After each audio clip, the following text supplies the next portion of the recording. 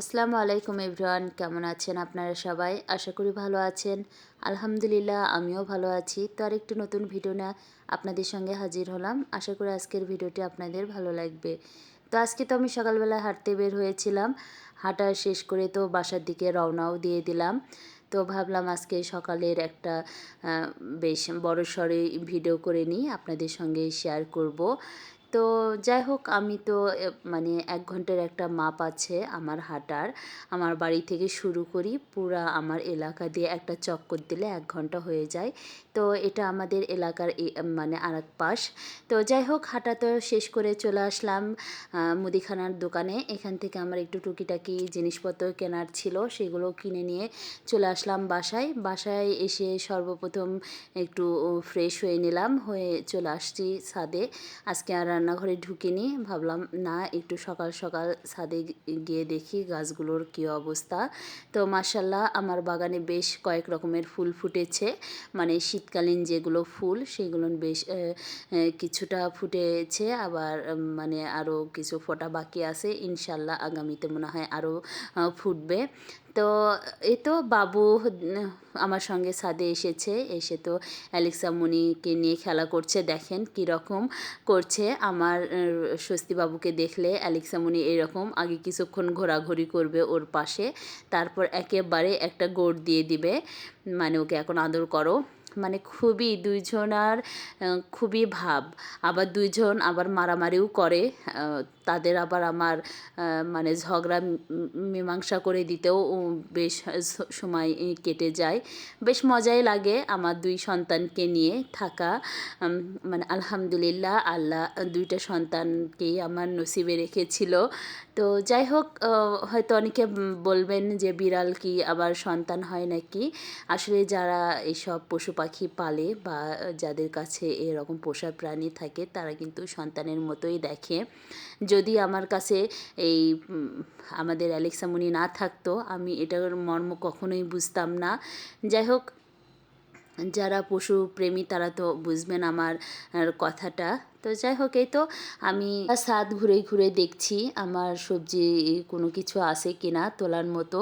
তো আলহামদুলিল্লাহ আলহামদুলিল্লাহ আমার ছাদ বাগানে বেশ কয়েক রকমের সিম ধরেছিল।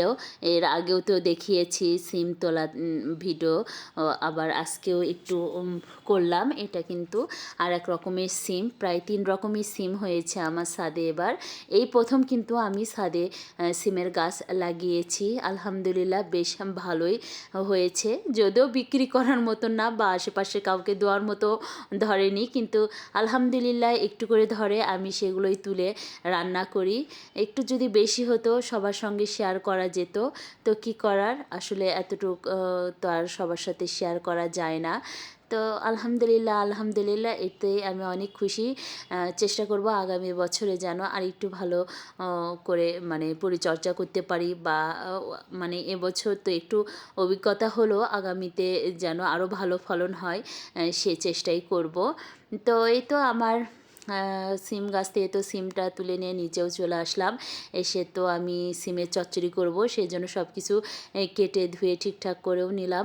খুবই মজা লেগেছে খেতে, যদিও সিম আমার খুব একটা পছন্দ না, কিন্তু আসলে নিজে হাতে সবজি লাগিয়েছি আর সেই সবজি খাবো না, সেটা তো হতেই পারে না। যতই অপছন্দের জিনিস হোক না কেন, নিজের হাতে লাগানো কিন্তু সবজি গাছের সবজি খাওয়ার মজাই আলাদা। খুবই মজা ছিল। আমি কিন্তু খুব একটা সিম পছন্দ করি না, বললামই তো, কিন্তু এই সিমের চচ্চড়ি খেতে এত মজা লেগেছে। নিজের মানে গাছের সিম, বেগুন, মরিচ, আলহামদুলিল্লাহ আলহামদুলিল্লাহ আমি তো খুবই খুশি। আসলে পুরাপুরি কৃষক হয়ে মনে হয় উঠতে পেরেছি। আমার তো মনে হয়, আমার মেয়ে তো বলে মাম্মি তুমি পুরা কৃষক হয়ে গিয়েছো। আর বাবু যখন আমাকে কৃষক বলে তখন আমার ভীষণ ভালো লাগে। আর কেন জানি ইদানিং আমার খুবই মানে নেশা হয়েছে গাছ লাগানোর, আমার খুব ইচ্ছা মানে করে মাঝে মাঝে, যদি আমার সামর্থ্য থাকতো অবশ্যই আমি একটা গ্রামে ফার্ম হাউস দিতাম, যেখানে অনেক রকমের গাছ থাকতো, হাঁস থাকতো, মুরগি থাকতো, ছাগল থাকতো। গরু পালার খুব একটা ইচ্ছা নাই, তবে এই ছাগল, হাঁস, মুরগি এগুলো থাকবে, কবিতর থাকবে। মানে কী যে আমার ইচ্ছা করে এখন। আসলে মানুষের বয়সের সঙ্গে তার ইচ্ছাও পরিবর্তন হয়। আগে ছিল আমার কুকুর পালার নেশা, বিড়ালের থেকে কুকুর পালার নেশাটা বেশি ছিল, বাঘ পালার নেশা ছিল। তো যাই হোক, এখন ওসব তো বয়সের সাথে সাথে চেঞ্জ হয়ে গিয়েছে, এখন হাঁস মুরগি পালার শখ হয়েছে। তো এই তো আপনাদের সঙ্গে তো অনেক গল্পই করলাম, আমার অনেক শখের কথাই বললাম। তো আপনাদের সঙ্গে কথা বলতে বলতে তো আমি দুপুরে রান্নাটা শেষ করে নিলাম, এদিকে গোসল করে ছাদেও গিয়েছিলাম, সব তো দেখেই ফেললেন।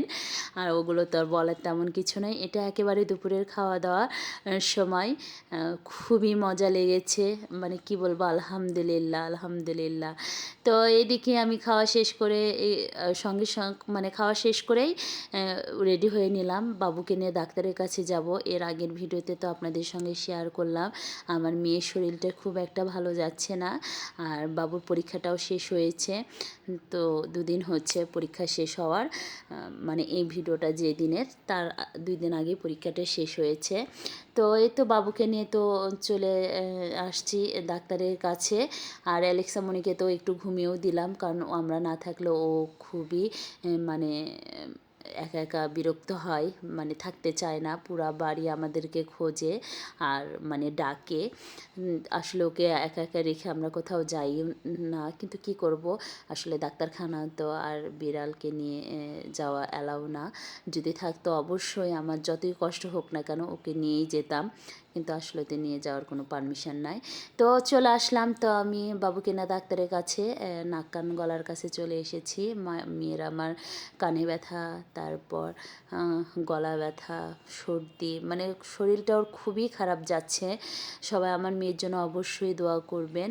তো বাবুকে নিয়ে তো ডাক্তারের কাছে চলেও আসলাম। এখানে এসে তো মানে আমি আধা ঘন্টা আগে আসছি, বাবুকে নিয়ে বসে আছি, ডাক্তার সাহেব কখন আসবে সে অপেক্ষায়। তো বাবুকে বললাম আসো আমরা একটু দুজন একটু ভিডিও করি। এই ডাক্তারের কাছে লাস্ট এসেছিলাম 2021 সালে, আবার আসলাম 2024 সালে।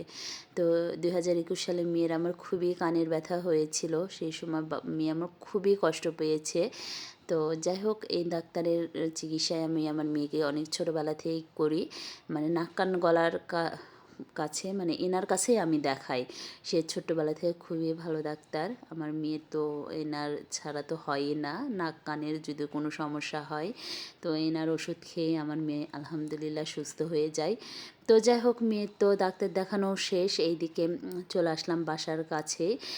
এটা তো আমার বাসার কাছে একেবারে ফার্মাসি, তো ওখান থেকে ওষুধ নিলাম, নিয়ে মেয়েকে আবার বাসার মধ্যে ঢুকে দিয়ে এদিকে আমাকে আরেকটা ভাবি ফোন দিয়েছে যে তার সাথে একটু মার্কেটে যাওয়ার জন্য। তো বাবুকে বললাম তুমি বাসাতে থাকো, আমি একটু যাবো আর আসবো। তো মেয়েকে বাসার মধ্যে তালাটা খুলে ঢুকিয়ে দিয়ে আমি আবার ওইভাবে বাইরে থেকে, মানে বাসার বাইরে থেকে চলে আসছি। তো ভাবির সাথে চলে আসলাম সোনার দোকানে, ভাবির একটু সোনার দোকানে কাজ ছিল, তো আমাকে বললো ভাবি একটু যেতে হবে। তো আসলে খুবই ভাবির সাথে ভালো সম্পর্ক, না গেলে আবার কেমন মানে আমারই খারাপ লাগবে। তো আমার ঠিক আছে, সমস্যা নেই। তো এই তো ভাবির সাথে তো মার্কেট থেকে সোনার দোকানে থেকে কাজ শেষ করে বাসাতেও চলে আসলাম। এসে আগে ফ্রেশ হয়ে বাবুকে ভাবলাম যে না ওষুধটা খাইয়ে দিই। তো এখানে হরলিক্স বানিয়ে ফেললাম, তারপর বাবুকে হরলিক্সটা দিয়ে একটু নাস্তারও ব্যবস্থা করব, দেখি বাবু হরলিক্স, গরম গরম হরলিক্সটা খাক। এদিকে ভাবলাম যে না একটু ভাপা পিঠা বানিয়ে ফেলি, এখন ঝটপট আর কি নাস্তা বানাবো। এক ভাপা পিঠাই তো ঝটপট হয়ে যায়, তো সেজন্য একটু ভাপা পিঠাও বসিয়ে দিলাম, তো কয়েকটা ভাপা পিঠা বানিয়েও ফেললাম।